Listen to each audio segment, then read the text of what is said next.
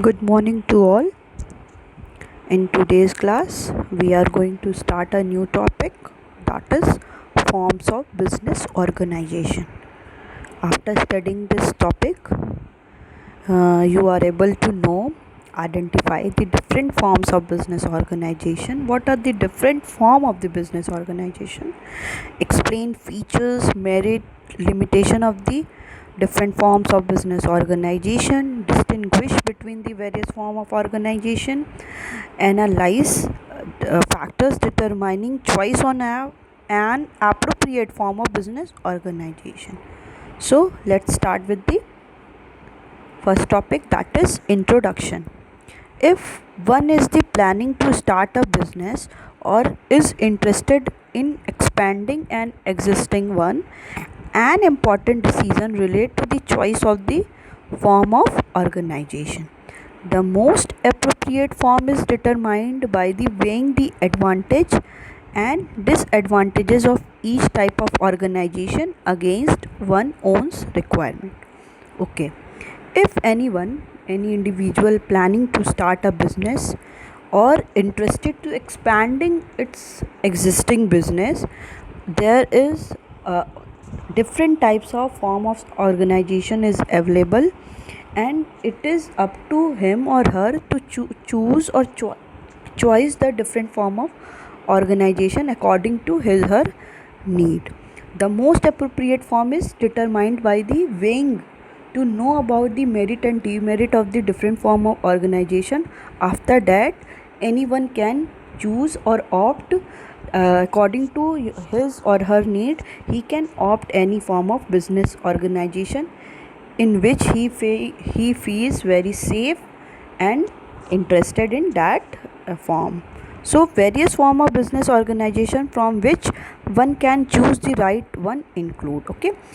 There are different business form of organization in which any individual or any businessman has to choose that one.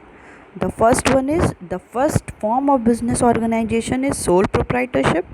Second is joint Hindu family business. Third is partnership. D is cooperative society.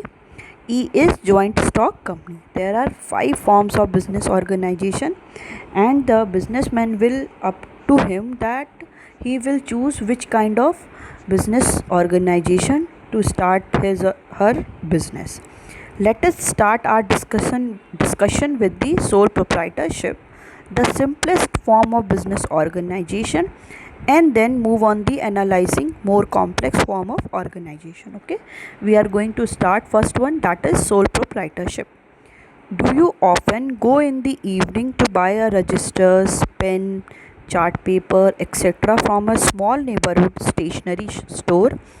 Well, in all probability, in the course of your transaction, you have interacted with a sole proprietor. Okay, आपने कभी देखा होगा कि आप शाम में या किसी भी दिन में आप क्या करते हो, किसी शॉप पे जाते हो to purchase any type of pen, chart paper, register, copy, pencil, colour etcetera from your neighbourhood stationery shop. तो आप यहाँ पे जब वहाँ पे जाते होगे तो आप वहाँ पे जिसको देखते हो, जिसके थ्रू आप कोई भी कमोडिटी को परचेज़ करते हो, वो क्या है, आप किससे इंटरेक्ट करते हो, उन्हें हम सोल प्रोप्राइटर कहते हैं. Sole proprietorship is a popular form of business organization and is the most suitable form of small business, especially in their initial year of operation. Okay, जो सोल proprietorship होता है वो बहुत पॉपुलर फॉर्म ऑफ बिजनेस है and is most suitable form of small business. अब जिसको small business करना है उसके लिए क्या है, ये मोस्ट सुटेबल है, specially in their initial year of operation. Basically कब कि जब वो अपने बिज़नेस को क्या कर रहा है, स्टार्ट कर रहा है, और इनिशियल ईयर्स जो होते हैं, शुरू के जो ईयर्स होते हैं, उसके लिए वो क्या है, बहुत ही सुटेबल फॉर्म है. Sole proprietorship refers to a form of business organisation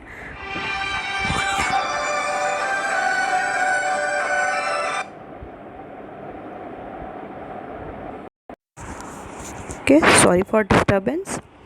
Sole proprietorship refers to a form of business organization which is owned, managed and controlled by an individual who is the recipient of all profit and bearer of all risk.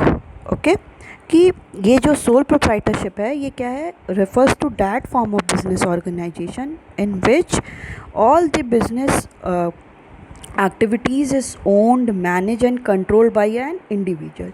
जो भी इस business की activity होती है, जो भी जिसका owner और कंट्रोल और ये सारा मैनेज कौन करेगा, एक इंडिविजुअल करेगा, who is the recipient of all profit and all losses. ठीक है, वो क्या है, वो सिंगल एक इंडिविजुअल है, वही सारे प्रॉफिट को क्या करेगा, रिसीव करेगा, और सारे जो भी रिस्क है, लॉसेस है, he is individual to bear all the risk and attain all the profit. This is evident from the term itself.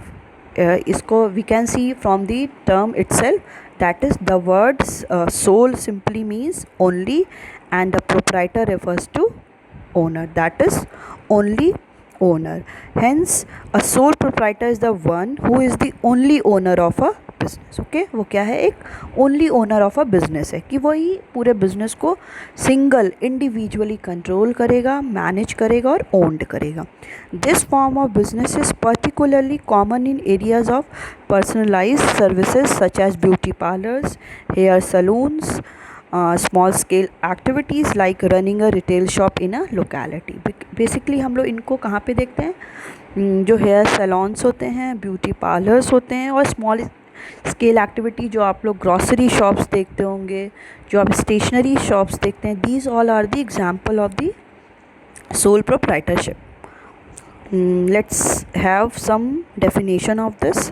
According to J.L. Henson, sole trader is a type of business unit where a person is solely responsible for providing the capital, for bearing the risk of enterprises and for the management of the business. Sole trader क्या होते हैं, वो that type of business कि individual performing responsible for the providing the capital, for investing the capital, for bearing the risk as well as for the management of the business. He is the only bearer, he is the solely responsible for activities of all the business. Second, according to L.H. Henne, the individual proprietorship is the form of business organization at the head of the which stand an individual as one who is responsible, who directs its operation and who alone runs the risk of failure. Okay, यही है कि एक single एक individual होता है, who जो responsible किसके लिए, कि सारे जो भी ऑपरेशंस करना है, बिजनेस के जो भी ऑपरेशन है उनको वो सोली डील करता है, and alone runs the risk of failure. जो भी रिस्क हैं फेलियर के, he is solely responsible for that and bear all the risk and the losses. What are the different features? Salient characteristics of the sole proprietorship form of organization are as follows. First is formation and closure. Formation means कि formation of the business and the closure means कि closure of the business, whatever he or she start to do. Hardly any legal formalities are required to start a sole proprietorship business, though in some cases one may require a license. Okay, बहुत rare ही होता है कि किसी जो भी sole proprietorship start करने वाला हो उसको क्या करना पड़े कि कोई भी लीगल फॉर्मेलिटीज़ को फुलफ़िल करना पड़े. बट सम केसेस में क्या होता है कि उसको लाइसेंस को लेना पड़ता है. There is no separate law that govern sole proprietorship. कोई भी ऐसा सेपरेट लॉ नहीं है जो क्या करे, इसको गवर्न करे सोल प्रोप्राइटरशिप को. Closure of the business can also be done easily. अगर बिजनेस को क्लोज करना है, if the any businessman want to wind up the business, it is the also very easy to wind up the business. Thus there is ease in formation as well as closure of business. Okay, बहुत easy है business को start करना as well as close करना. Liability. Soul proprietors have unlimited liability. जो sole proprietors होते हैं वो उनके पास क्या होती है, अनलिमिटेड लायबिलिटी होती है. लायबिलिटी मीन्स कि वो चाहे उनको अपने अकॉर्डिंग कितना भी वो बोरो किसी से कर सकते हैं, उधार ले सकते हैं। This implies that the owner is personally responsible for payment of debt in case of the asset of the business are not sufficient to meet all the debt. ठीक है, इसमें क्या कह रहा है कि ओनर ही रिस्पॉन्सिबल होगा कि वो सारे जो भी डेट है, डेट मीन्स कि जितने भी उसने लोन लिया है, जितना भी अनपेड अमाउंट है, जो पेड नहीं हुआ है, वो रिस्पॉन्सिबल होगा। इन केस अगर उसके पास कुछ भी अमाउंट नहीं है तो उसके पास जो भी असेट है, उसके पास जो भी घर में असेट है या कोई बिल्डिंग है, लैंड है, वो भी क्या कर सकता है, उसको यूज़ कर सकता है अगर इफ़ उसको क्या करना है, सारे डेट को पे करना है। As such, the owner's personal possessions such as his or personal car and other assets could be sold for repaying the debt। अगर डेट जितने उसने लोन लिया है, अगर उसके पास वो पे नहीं उस कैपेसिटी में है कि वो उसको पे कर पाए, तो वो क्या करता है, उसके जो भी अपने फिक्स्ड असेट्स हैं, जो भी असेट्स हैं जैसे कार हो गई या कोई भी असेट, लैंड, बिल्डिंग, उसको भी क्या करता है, वो सोल्ड आउट कर देता है to pay the debt. Suppose the total outside liability of the XYZ dry cleaner, a sole proprietorship firm, are 80,000 at the time of dissolution। ठीक है, इसमें क्या कह रहा है कि कोई भी XYZ कोई ड्राई क्लीनर है, जो उसका नाम हम लोग ने कोई ऐसी XYZ ले लिया है, वो ड्राई क्लीनर है। At the time of dissolution means कि जब उसके बिजनेस को क्या हो रहा था, वाइंड अप हो रहा था, तो उसने कितने उसके पास लायबिलिटी थी, 80,000 उसके पास लायबिलिटी थी।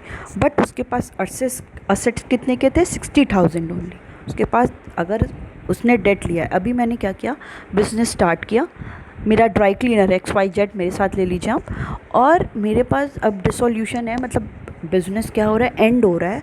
तो ऐसी कंडीशन पे क्या होगा कि मेरे पास, मैंने लायबिलिटी लोगों से लोन ले लिया था 80,000, but at present I have asset of rupees only 60,000। In such a situation, the proprietor will have to bring in rupees 20,000 from her personal sources। Okay, ऐसी कंडीशन में मेरे को क्या करना पड़ेगा, अप्रॉक्स 20,000 अमाउंट मुझे अपने पर्सनल असेट्स, हो सकता है मेरे पास कोई लैंड हो या मेरा कोई बिल्डिंग हो, कुछ भी हो, कुछ अमाउंट अब मुझे अपने गोल्ड को क्या कर दे के मुझे वो 20,000 मुझे पे करना ही पड़ेगा। Even she has to sell her personal property to repay the firm debts. किसी इंडिविजुअल को उसके अपने पर्सनल प्रॉपर्टी को भी सोल्ड आउट करना पड़ जाएगा in that case, because to pay the that firm's debt को पे करने के लिए।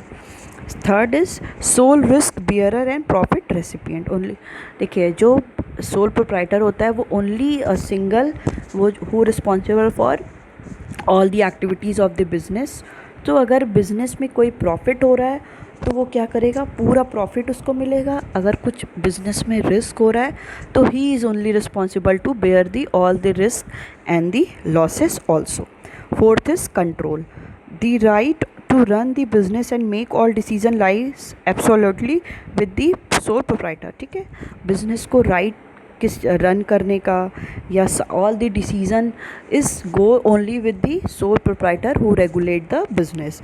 He can carry out this plan without any interference from the other. वो अपने जो भी प्लान्स एग्जीक्यूट कर रहा है, मेक कर रहा है, वो उसको इम्प्लीमेंट कर सकता है without interference of any other individual. Okay, उससे किसी की परमिशन लेने की ज़रूरत नहीं है कि मुझे यहाँ पे क्या करना पड़ेगा, क्योंकि ही is only solely responsible for regulating his or her business। That's why he doesn't need to take any decision from the others। Next is no separate entity। In the eyes of the law, no distinction is made between the sole trader and his business।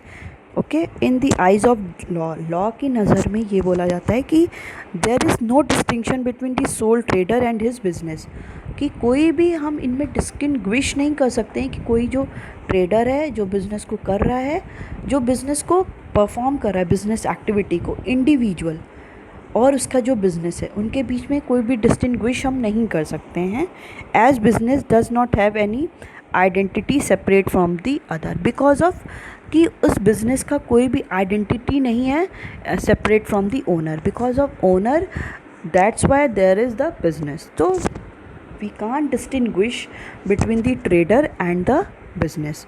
The owner is therefore held responsible for all the activities of the business. Okay, तो जो business है, businessman है, वो क्या है, he is the only responsible for all the activities of the business which is held in the business. Okay, so no separate entity simply means there is no distinguish between the sole trader and the business. A business can't be happened without the any sole trader, so we cannot separate both of them. Last is lack of business continuity. Since the owner and the business are the same entity, death, insanity, imprisonment, physical ailment, or bankruptcy of the sole proprietor will have a direct and detrimental effect on the business and may even cause closure of the business. Since we see that the owner and business are the same, if there is any chances of the bankruptcy means and imprisonment means कि अगर उसको क्या है कि क्या बोलते हैं, उसको इम्प्रीजन हो गया या उसको किसी भी केस की वजह से उसको जेल जाना पड़ गया या उसकी डेथ हो गई या उसको इंसॉल्वेंसी निकल गई, मीन्स उसको लॉस होने लगा, इन सारी या फिज़िकल एलिमेंट हो गई, मीन्स उसको तबीयत ख़राब होने लगी, in that condition business can be closed. Okay, कि यहाँ पे कोई भी लैक ऑफ बिजनेस कि बिज़नेस क्या है, कंटिन्यू नहीं हो पाएगा बिकॉज ऑफ दैट रीज़न. अगर उसके साथ अगर कोई और भी मेंबर होता तो वहाँ पे क्या होता, there will be chances to continue the business. But in the sole proprietorship there is solely any individual or solely individual is responsible to continue the business. For that, if there is any chances of the death, insanity, physical ailment, fever and different diseases, there is chances of the wind up of the business also.